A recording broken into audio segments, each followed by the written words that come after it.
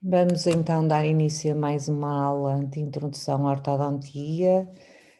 Relativamente ao tema que vamos lecionar, está relacionado com a cefalometria, portanto, nós já falamos sobre a análise de modelos, a indentição mista, a indentição adulta, fizemos a análise da DDM, dentição mista, dentição adulta, fizemos também a discrepância de Bolton e depois fomos fazer a avaliação da face, portanto o extraoral e também intraoral, a avaliação intraoral relativamente aos 3 planos de espaço. Agora vamos então falar sobre cefalometria. Vamos aqui partilhar a tela, ok, e vamos então hoje começar com um tema que é muito interessante e, portanto, nos dá uma perspectiva não só como está o posicionamento dos dentes no plano anteroposterior, portanto, no plano sagital, como também nos dá esse mesmo plano ao nível da componente esquelética, portanto, da parte óssea.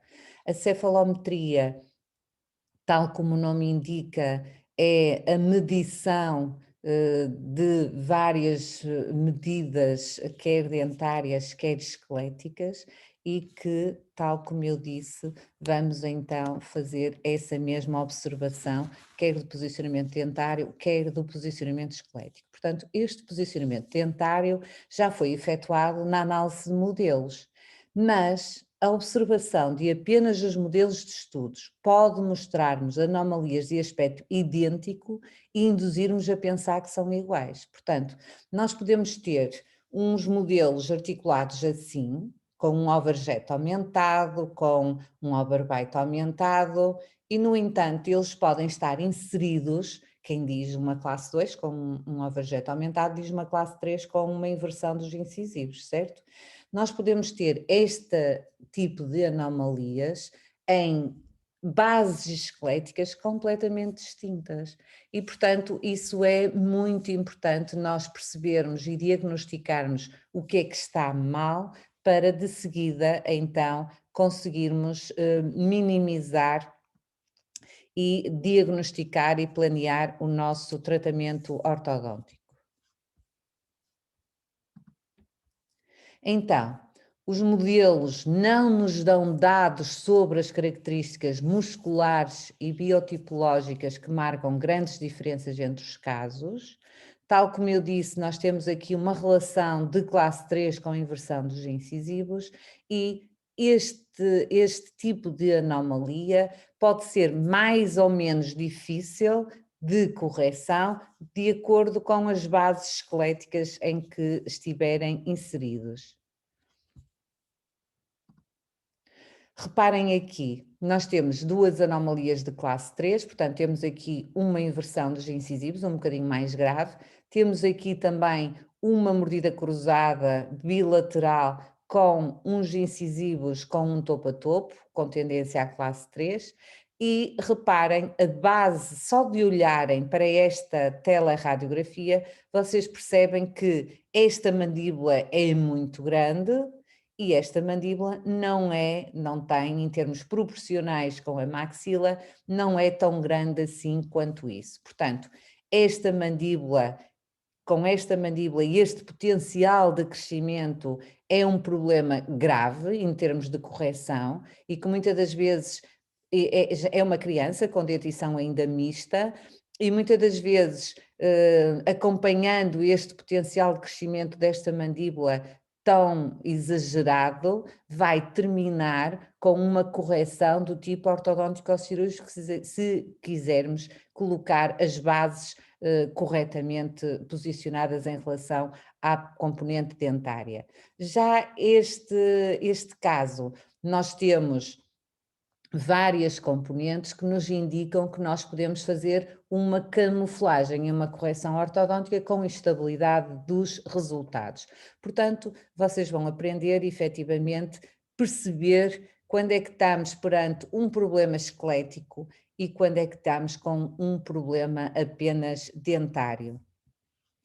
Portanto, é que, tal como eu disse, anomalias de aspecto similar nos movimentos têm indicações de tratamento totalmente diferentes e, portanto, há que fazer todas estas medições para perceber o que é que nós temos e, portanto, a análise do caso é efetuada sobre uma base de estudos científicos e nós percebemos a gravidade do caso, portanto, temos a parte dentária, que só olhando para os modelos nós não conseguimos perceber se é um caso fácil ou difícil em termos de tratamento ortodôntico e quando olhamos para a face já temos algumas indicações de que efetivamente nós temos aqui problemas do foro esquelético e depois vamos fazer então a análise cefalométrica para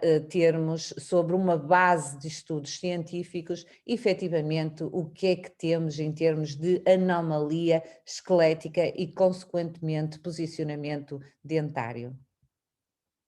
Portanto, aquilo que primeiro nós vamos definir é que para nós estarmos a fazer medições temos que colher a nossa teleradiografia corretamente e portanto isto que vocês veem aqui é um cefalostato em que vai posicionar a cabeça do nosso paciente de forma correta. Porquê? Porque quando estamos a fazer uma teleradiografia, tele à distância, radiografia. Portanto, nós temos que perceber que o nosso paciente, e todos nós, não é? Temos duas hemifaces, certo? E, portanto, com estas duas hemifaces, se o paciente não estiver corretamente posicionado, o que vai acontecer é que, se estiver com a cabeça inclinada, o feixe do raio-x vai incidir aqui e depois vai incidir aqui e vai fazer um desdobramento de estruturas, certo? No entanto, nós temos que perceber que efetivamente a cabeça do nosso paciente tem que estar bem posicionada. E, portanto, tendo em conta isso, nós vamos ver que a orientação da cabeça, de acordo com os três eixos, quer o vertical, quer o sagital, quer o transversal, tem que estar corretamente posicionada para que não haja duplicação de estruturas e, consequentemente, alterações em termos de diagnóstico que são escusadas. Então, reparem, se o paciente estiver alterado no sentido, a cabeça alterada no sentido vertical, no sentido sagital, no sentido horizontal, ou uma combinação de todos estes fatores, com certeza que o feixe do raio-x, como é uma radiografia, uma teleradiografia, neste caso não é 3D, é planificada, vamos ter então duplicações de estruturas, porque temos duas hemifaces, certo? E isso não é o aconselhado. Então, reparem aqui temos dois bordos inferiores da mandíbula. Temos aqui uma sobreposição de dentes também ao nível do plano oclusal. Nós temos uma duplicação. Agora, temos que perceber que quando existe isto, pode acontecer duas situações. Ou efetivamente o paciente estava mal posicionado e, portanto, colheu aqui um e projetou para a película, colheu aqui outro, o fecho incidiu aqui e projetou noutro plano, e isto dá esta duplicação das estruturas, ou o que acontece, também pode acontecer, é que efetivamente se trata de uma assimetria dos dois lados da mandíbula e, consequentemente, também dá esta duplicação. Então, aqui temos um caso que com certeza que quando vamos fazer a nossa teleradiografia vai nos dar uma duplicação de estruturas. Porquê? Porque o paciente é efetivamente assimétrico. As duas hemifaces são assimétricas e as duas hemimandíbulas também são assimétricas. Então, vamos agora passo a passo perceber o que é que têm que efetivamente fazer. Vocês têm que ter fita cola, têm que ter papel de engenharia. Este papel que veem aqui não é o mais aconselhado. O mais aconselhado é mesmo papel de engenharia para cefalometria, vende-se na Horta Smile, na Beatriz, e portanto aquilo vem um maço grande com muitas folhas, vocês podem comprar e depois dividir entre vocês. Pelo menos para a avaliação, convém terem esse papel e, portanto, porque é muito mais translúcido e consegue-se ver muito bem as estruturas. Depois, então, a primeira coisa que têm que fazer é colocar bem a fita cola e colocar bem o papel. Portanto, o papel pode ser cortado a meio, podem colocá-lo, porque é uma folha A4 e muitas das vezes não tem que ter desperdício, portanto, corta-se a meio e dá para 2 casos. E a primeira coisa que têm que colocar bem é a fita cola. Portanto, aqui deste lado direito, vocês colocam na vertical e deste lado esquerdo vocês colocam na diagonal. Portanto, a fita cola é colocada desta forma e só desta forma. E vocês podem dizer, mas qual é a diferença? É que depois, para vocês levantarem o papel e verem, muitas das vezes, fazerem isto tipo livro, não é? Desfolhar o livro, no sentido de perceberem se realmente estão a marcar corretamente ou não. Portanto, isto é obrigatório, vertical do lado direito e diagonal do lado esquerdo. A seguir vou fazer o traçado cefalométrico, isto é, vão passar as estruturas anatómicas e depois vão fazer o vosso traçado na vossa teleradiografia. E, portanto, sendo assim, vocês vão ver agora quais as estruturas que podem marcar para transpor para o vosso papel. E depois nunca se podem esquecer que quando estão a efetuar aqui um traçado cefalométrico, vocês têm uma face e muitas das vezes estão perante uma radiografia, mas nunca, nunca mesmo podem esquecer a vossa face. E então, nesse sentido, vocês têm que perceber que há uma face por trás de uma teleradiografia. Então, vamos colocar o papel de engenharia sobre a teleradiografia com esta disposição que já efetuamos, que já mencionamos. Depois vamos começar a fazer o decalque das estruturas que são fundamentais para depois nós fazermos as nossas medições.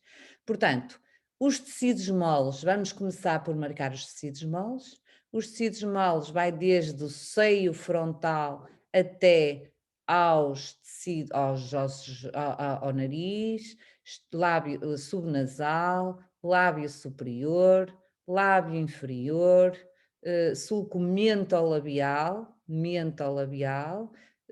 o mento e as estruturas submandibulares.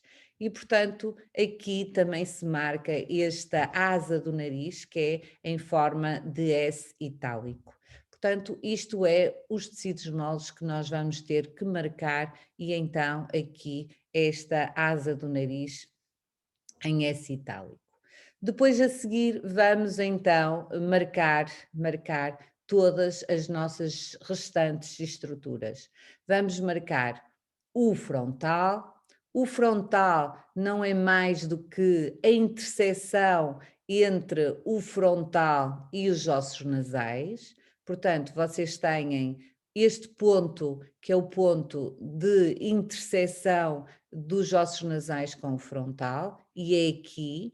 Muitas das vezes vocês erram e, por exemplo, enganam-se e marcam aqui ou marcam ali, portanto, não pode ser, vocês têm que ver mesmo o contorno anterior do frontal e depois vão então ver os ossos nasais. Se vocês marcam o contorno dos ossos nasais um bocadinho mais para baixo, ou um bocadinho mais para trás, ou um bocadinho mais para a frente, não é problema. O que eu realmente pretendo, o que se pretende é que o ponto nasal esteja no sítio correto, porque esse é um ponto anatómico importante para depois fazermos a medição e toda a envolvência da cefalometria. Portanto, isto é muito importante em termos de marcação. Portanto, temos então o Nasion, a seguir vamos marcar a órbita. A órbita, o ponto importante da órbita é o ponto mais inferior do contorno da órbita. Portanto, se vocês marcam aqui o contorno posterior um bocadinho mais à frente ou um bocadinho mais atrás, não é grande problema. Agora, este ponto, os pontos que definem as estruturas para depois nós determinarmos o nosso traçado cefalométrico é que são mesmo muito importantes. E, portanto, nós não podemos errar nessa marcação desses pontos. Há sempre um desvio padrão e, portanto, se vocês marcarem um bocadinho mais aqui ou um bocadinho mais ali, desde que esteja à volta do ponto que é o correto, estatisticamente já foi determinado que não é significativo esse diferencial, mas não pode haver um erro major, certo? Erros minor são permitidos, erros major não são de todo permitidos. Então, nós vamos marcar o bordo inferior da órbita, certo?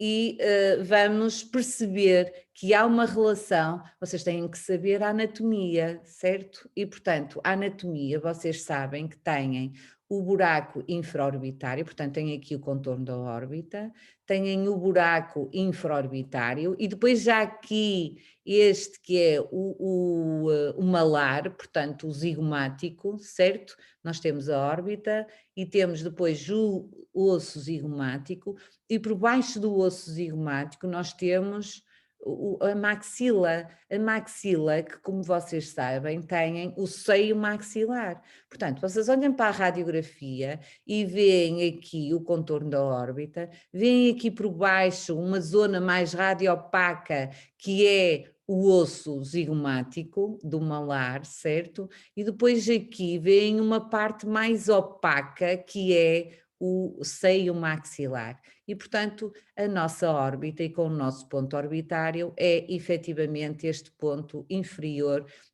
do contorno da órbita. Vocês não se esqueçam que nesta órbita têm que marcar sempre este contorno posterior e o contorno inferior, sendo o ponto orbitário aqui este ponto mais inferior. A seguir, então, já marcamos o frontal, já marcámos os tecidos moles, já marcámos o frontal com os ossos nasais, que tem assim esta forma triangular, que é o septo nasal. Já marcámos a órbita com o seu contorno posterior e o contorno inferior, vamos marcar agora o maxilar superior, e portanto, que é o nosso palato. Então, o maxilar superior e os dentes também superiores que temos que marcar, nós temos que definir muito bem como é que vamos marcá-lo e quais são as estruturas que nós devemos nos suportar para determinar este maxilar superior. Então, nós temos a espinha nasal anterior. Esta espinha nasal anterior está ao nível da parte posterior do S itálico, que é a columela. A columela é aquele S itálico que eu marquei, portanto, que é a asa do nariz. Portanto, se tiverem dúvidas, vocês veem aqui onde termina o S, a parte posterior do S, da asa do nariz, que é aqui, é o bordo anterior do maxilar, portanto, que é a espinha nasal anterior. E, portanto, nós vamos marcar a espinha nasal anterior, vamos marcar o contorno superior, e depois o contorno posterior desta espinha nasal anterior, que é a espinha, o contorno posterior do maxilar, a parte mais posterior é a espinha nasal posterior. Esta espinha nasal posterior é o contorno posterior do maxilar superior. E, portanto, este contorno posterior do maxilar superior se vocês fizerem um prolongamento desta fissura, que é a fissura pterigomaxilar, este bordo anterior desta fissura pterigomaxilar é o prolongamento, é a espinha nasal posterior. Portanto, vocês, esta espinha nasal posterior, nem podem colocar aqui atrás, nem podem colocar aqui à frente. Têm que colocar no mesmo prolongamento desta estrutura em forma de gota d'água, que é a fissura pterigomaxilar, em cujo contorno anterior é o bordo posterior da maxila. Portanto, se é o bordo posterior da maxila, ao prolongar, vai dar à espinha nasal posterior, certo? Portanto, nós neste maxilar superior, nós então, os pontos que temos que marcar é a espinha nasal anterior, a espinha nasal posterior e o ponto A, que é o ponto mais posterior do contorno anterior da maxila. O contorno anterior da maxila, que é esta componente aqui, que é côncava, certo? E, portanto, nós temos que ver onde está delineado esta parte anterior, porque o seu ponto mais posterior é um ponto que nós temos que o marcar e, portanto, é o ponto A. Os pontos da maxila designam-se por A e os pontos da mandíbula designam-se por B. Portanto, já comentámos então como delinear. Outra componente importante, esta parte inferior é o palato, portanto que é côncava, certo? E nós vamos determinar aqui o nosso palato e a parte mais anterior do contorno inferior deste maxilar superior tem que abraçar posteriormente o incisivo. O que muitas vezes o que fazem em termos da geneira é que contornam este bordo e vai aqui, portanto, era como se o incisivo estivesse sem osso, não, o incisivo está entre uma medular anterior, que é o contorno anterior da maxila, e está à frente de um contorno posterior e o incisivo tem que estar dentro dessas corticais e, portanto, isto é muito importante. Vocês, quando estão a determinar e a marcar este maxilar, ficar a abraçar, digamos assim, o incisivo superior e nunca, mas mesmo nunca, colocar este incisivo sem osso, certo? Portanto, isso é importante. A seguir, vamos determinar o nosso esfenoide.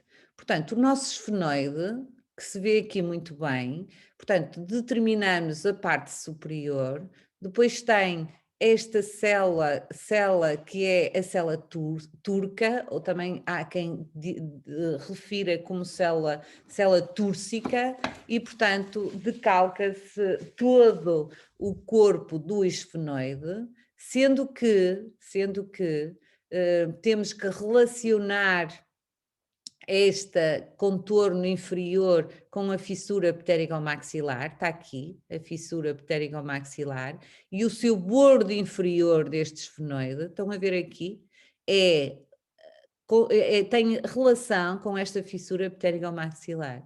Portanto, depois vamos à parte posterior e inferior, portanto, tem aqui o clivus, e vocês, na parte inferior e posterior deste clivus, vocês têm o basion, e portanto o basion, e depois contornam a parte inferior. Há uma estrutura, e vocês vão ver uma relação de estruturas em que não podem errar, e se estiverem atentos a essa relação de estruturas, não há como enganar. E, portanto, aqui nós percebemos que o basion, e vocês têm que saber, como é lógico, toda uma dinâmica de anatomia, certo? Nós somos médicos e, portanto, temos que ter esta anatomia sempre presente. Portanto, nós temos aqui, cá está, o contorno superior, depois temos a célula túrcica ou turca, depois temos o clivus e a parte mais postero-inferior é o basion e depois à frente do basion, nós temos a apófise estiloide, que muitas das vezes vocês confundem e marcam esta apófise estiloide. Não, a apófise estiloide é fina e radiopaca e frequentemente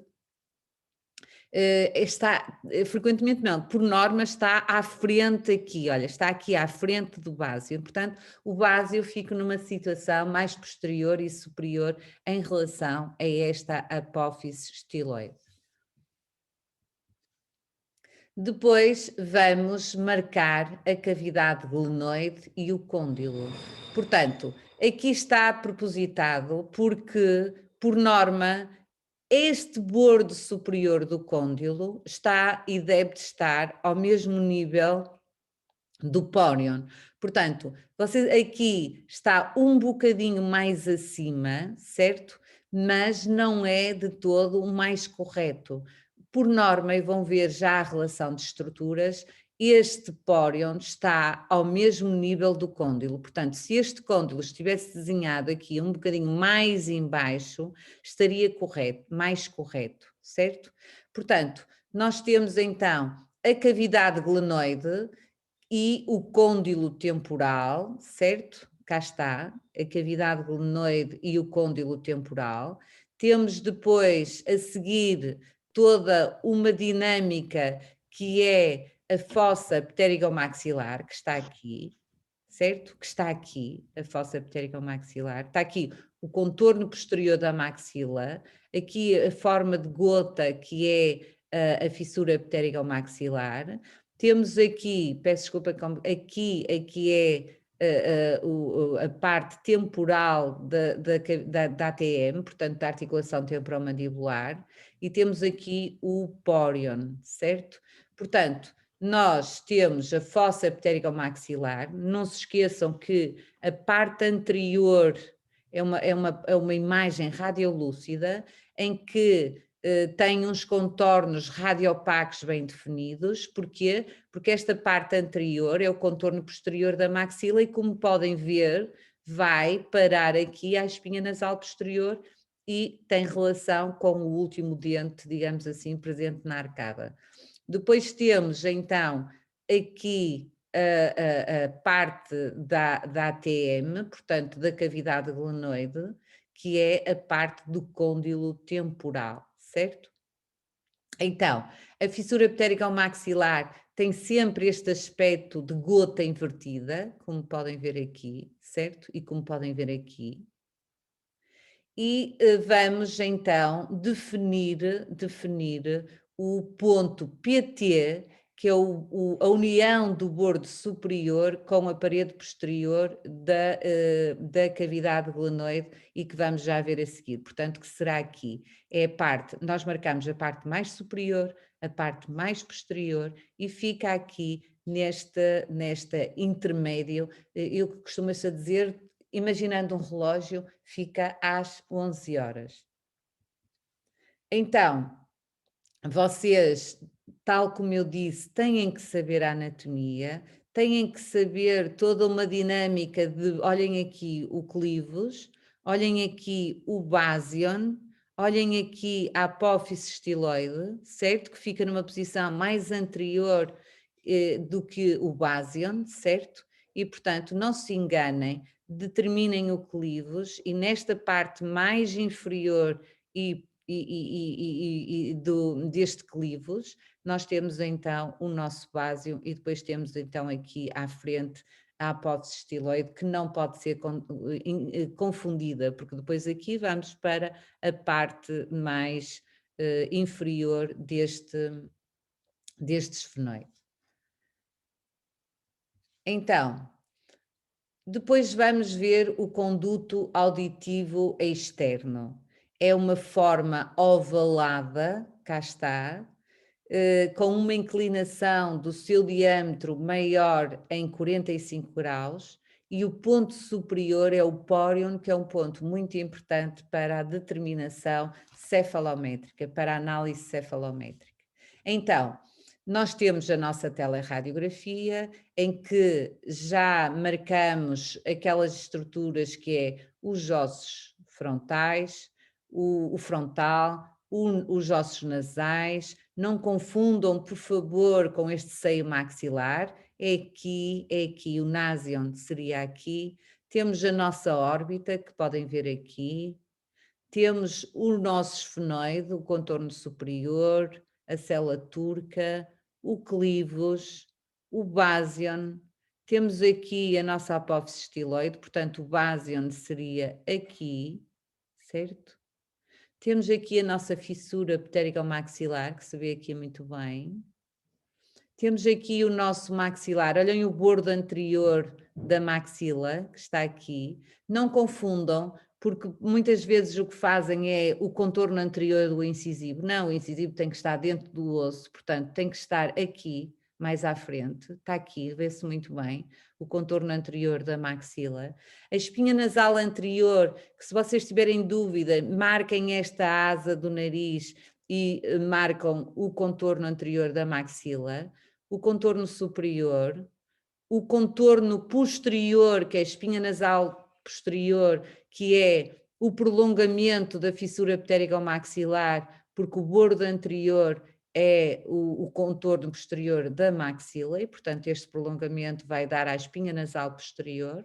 E depois, quando marcamos o bordo inferior, se não se vir muito bem, vão ter que parar ali, porque é atrás do incisivo superior. Claro que temos aqui o canino e, portanto, vai-nos aqui criar algum ruído, digamos assim, em termos de marcação. Mas se não, mesmo que não se veja muito bem, vão ter que o marcar aqui. Vamos continuar.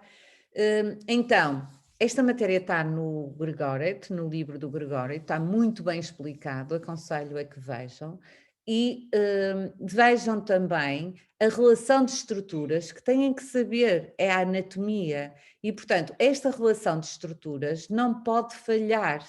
E então, reparem, vocês têm que, tal como eu disse, o côndilo fica ao mesmo nível, e aqui está correto, fica ao mesmo nível do pórion, certo? Do conduto auditivo externo. Nós temos o conduto auditivo externo aqui e se virem, o côndilo está ao mesmo nível e, portanto, a demarcação das estruturas tem que estar correta. Se vocês não veem muito bem o pórion, se não veem muito bem o côndilo, pelo menos coloquem ao mesmo nível, porque assim um professor que está a avaliar o vosso trabalho sabe que vocês sabem perceber que o côndilo está ao mesmo nível do pórion. E também têm que saber que esta dinâmica do conduto auditivo externo, basion e apófise odontoide, esta apófise odontoide é a C2, certo? Está ao mesmo nível e, portanto, vertical, está no mesmo plano. Eu sei que aos 10 anos ela está com esta disposição e aos 16 anos fica o basion ligeiramente à frente deste plano, mas estão a ver que estão mais ou menos no mesmo plano. Portanto, vocês têm que chegar aqui e não podem marcar um basion aqui, não podem marcar um basion aqui, não podem marcar um basion aqui. Porquê? Porque eu sei que ele fica em cima da apófise odontoide e sei que fica ao mesmo nível do conduto auditivo externo e, portanto, tudo isto tem que ser marcado no mesmo plano. Também não se esqueçam de marcar as vértebras cervicais. Vocês têm que marcar sempre esta, a C2, têm que marcar a C3 e a C4. Pelo menos estas 4 vértebras têm que ser sempre marcadas. Porquê? Porque são aquelas que nos permitem, que eu também já disse e já falámos sobre isso, em termos de crescimento de... Não sei se já falámos, se foi nesta unidade curricular ou se ainda vou falar mais à frente. Peço desculpa, são várias aulas, a ESC Clínica Odontopediátrica, a Introdução à Ortodontia, mas vocês vão ver que estas vértebras C2, C3 e C4 são muito importantes para nos dizer se a criança está ou não com potencial de crescimento e, portanto, estas vértebras têm que ser sempre marcadas também. A morfologia delas vai alterando de acordo com o estadio de desenvolvimento que a criança está, que depois então vamos falar mais à frente. Portanto, aos 10 anos temos isto no mesmo plano, aos 16 anos o Básio está ligeiramente mais à frente do que esta linha.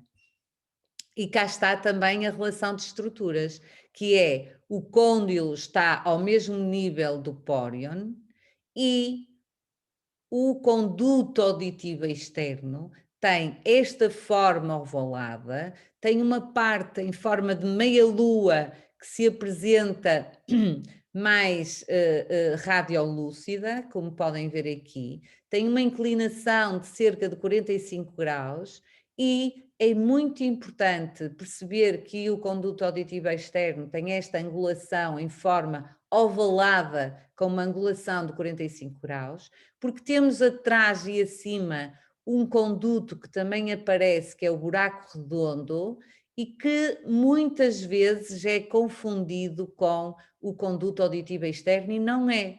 Este conduto que fica é o conduto auditivo interno e não é o que nós precisamos para determinar a nossa cefalometria. O que nós precisamos é do conduto auditivo externo, em que o seu bordo superior é o pórion, e este pórion é um ponto muito importante para a nossa cefalometria. Este ponto superior é o pórion, e este pórion fica ao nível do côndilo. E o conduto auditivo interno, portanto, do conduto auditivo interno, é um buraco menor, redondo e mais radiolúcido que vocês confundem frequentemente. Então, devido a que não é um conduto retilíneo, o orifício só se vê radiolúcido na sua parte inferior em forma de meia-lua, que é aquilo que nós já tivemos a dizer em relação ao conduto auditivo externo. Portanto, temos então a relação de estruturas, conduto auditivo externo, Básion e apófise odontoide, que estão na mesma linha. Temos o conduto auditivo interno, que está numa relação superior em relação ao conduto auditivo externo, sendo que o conduto auditivo externo é mais ovalado e tem aqui na parte mais inferior uma parte mais radiolúcida em forma de meia-lua. E também temos que o côndilo está ao mesmo nível deste conduto auditivo externo. Então, cá está. O conduto auditivo interno é muito mais pequeno e geralmente mais nítido nas radiografias, e por isso é que vocês se enganam e marcam frequentemente este conduto, que não é de todo o que nós queremos. Está por detrás e por cima do conduto auditivo externo, com esta relação de estruturas. O conduto auditivo externo está por detrás do côndilo mandibular, cá está, e estando ambos os bordos superiores à mesma altura. Muitas vezes já há erros e marcam mais acima e estão a marcar o côndilo temporal, portanto a cavidade articular do temporal, e não estão a marcar o côndilo mandibular, que é aquele que nós queremos marcar e que então fica ao nível do conduto auditivo externo. Então, mais uma vez, portanto, têm que perceber que a apófise odontoide, o Básion e o conduto auditivo externo estão no mesmo plano, certo? Se por acaso houver uma imagem dupla, vocês consideram o ponto médio. Vamos ver depois em algumas radiografias e, portanto, tudo isto têm que saber. Então, vamos agora à parte da mandíbula, vamos também determinar a mandíbula e depois os dentes. Cá está, olhem, tem aqui o côndilo temporal, o côndilo temporal que está aqui, estão a ver, que está mais acima, é a cavidade glenoide, depois tem o côndilo mandibular e temos aqui o conduto auditivo externo. Este conduto auditivo externo está ao mesmo nível do côndilo temporal, do côndilo mandibular. Portanto, a seguir vamos então marcar a nossa mandíbula. A nossa mandíbula, nós temos então o contorno superior, que é a chanfradura sigmoideia, é assim que se chama, o contorno anterior, temos o côndilo que está ao mesmo nível do pórion, temos o contorno posterior do ramo, o contorno inferior da mandíbula, o contorno, aqui temos o mento, o contorno anterior do mento e depois temos aqui a cortical externa do mento e a cortical interna, que vamos depois ver como é que se determina esta cortical interna e como é que como é que nós organizamos o desenho destas estruturas. E depois vamos então marcar os dentes incisivos superiores e inferiores. Vamos então marcar aqui o nosso incisivo superior com o seu bordo incisal. Vocês na régua, que vamos já ver a seguir, vocês têm, deixa eu ver as horas, vocês têm, portanto, os dentes marcados e podem utilizar esses dentes para marcarem os incisivos. Depois têm os molares. Portanto, no maxilar superior, nós vamos marcar o incisivo superior, o dente que está mais avançado é aquele que se marca. Se nós temos dois incisivos, um mais avançado e outro mais recuado, nós vamos marcar e delinear o que está mais avançado. Depois temos o molar. Este molar é o primeiro molar superior que se marca. Atenção, que em dentição mista, muitas vezes os segundos molares ainda não erupcionaram e vocês enganam-se. E, portanto, marcam sempre o dente que é mais posterior, mas se ainda não erupcionou o segundo molar. Porque se o segundo molar ainda já erupcionou, nós vamos marcar sempre o primeiro molar. Portanto, o dente aqui que é determinado é o primeiro molar superior e o primeiro molar inferior. Então, trata-se com régua de forma que coincidam as superfícies oclusais, faces distais e o maior eixo do dente. Quando a zona apical não está definida, segue-se a câmara pulpar e o canal radicular, que indicam o maior eixo do dente. Portanto, vocês têm também estes vídeos que eu fiz no canal de YouTube. Tivemos que seccionar os vídeos porque sabem que não conseguimos colocar, porque é grátis, não é? Não conseguimos colocar mais de 15 minutos de filme e, portanto, vocês têm várias fases de como fazer a cefalometria, toda a marcação do decalque das estruturas, os planos e toda a envolvência de medições. Está tudo seccionado e lá colocado no canal de YouTube que podem então ver. Tal como eu disse, a régua, colocam a régua no contorno anterior, no bordo incisal e seguem o longo eixo e marcam, para ficar bem determinado este incisivo, e na arcada, no molar, da mesma forma, podem o marcar com a régua. Aqui o molar, se aqui o incisivo mais importante é o mais superior, o mais anterior, aqui o primeiro molar, a parte mais importante, é o contorno posterior e o contorno oclusal deste dente. Portanto, em relação à arcada inferior, nós da mesma forma delineamos o incisivo mais anteriormente posicionado, colocam a régua sobre o bordo incisal e o bordo anterior, veem o longo eixo do dente, que se tiverem dúvidas vejam pelo canal pulpar, certo? E marcam também com a régua o vosso incisivo inferior.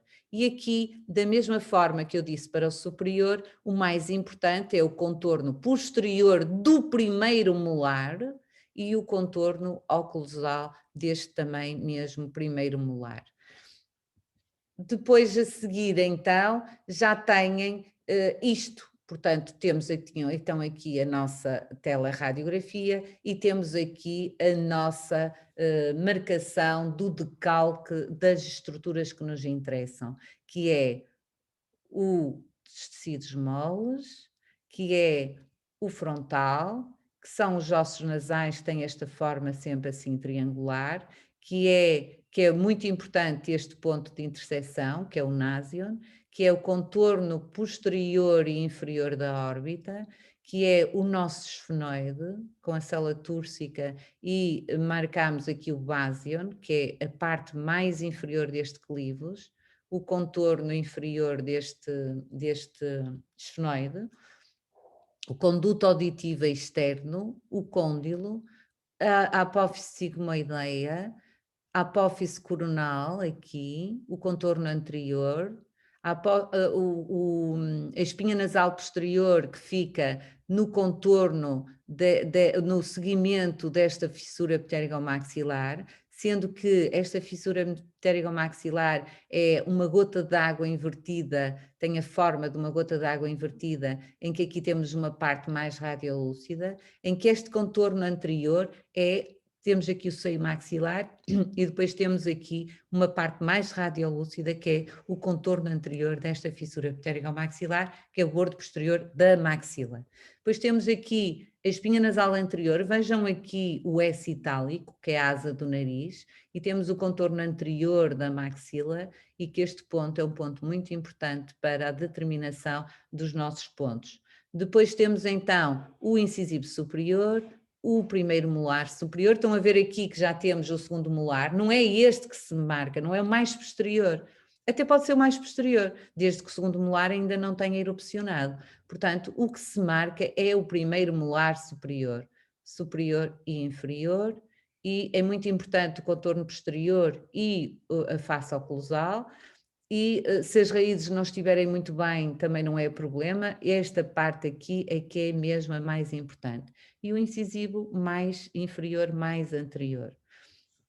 Portanto, nós, para fazermos, já temos então toda uma dinâmica de estruturas que nós marcamos. Temos que saber bem a anatomia, no sentido de perceber o que é que estamos a marcar e se realmente são as estruturas anatómicas ou se não estamos a inventar, portanto, não devemos inventar.